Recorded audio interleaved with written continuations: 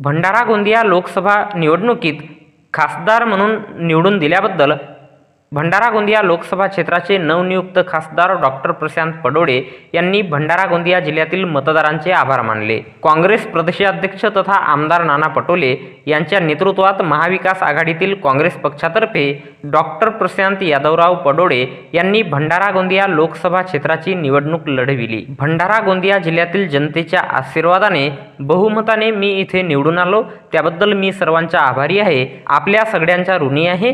तसेच महाविकास आघाडीचे सर्व कार्यकर्ते पदाधिकारी यांचा सुद्धा मी मनापासून आभार मानतो, अशा शब्दात दिनांक 5 जून 2024 रोज बुधवारला रात्री 9 वाजता नवनियुक्त खासदार डॉक्टर प्रशांत पडोळे यांनी भंडारा गोंदिया जिल्ह्यातील मतदारांचे आभार व्यक्त केले। नमस्कार।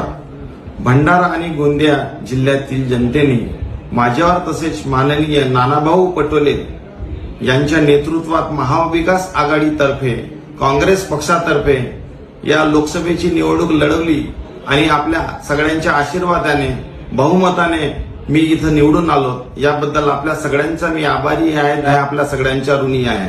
तसेच महाविकास आघाडीचे सर्व कार्यकर्ते पदाधिकारी यांचा सुद्धा मी मनापासून आभार मानतो। धन्यवाद। जय हिंद।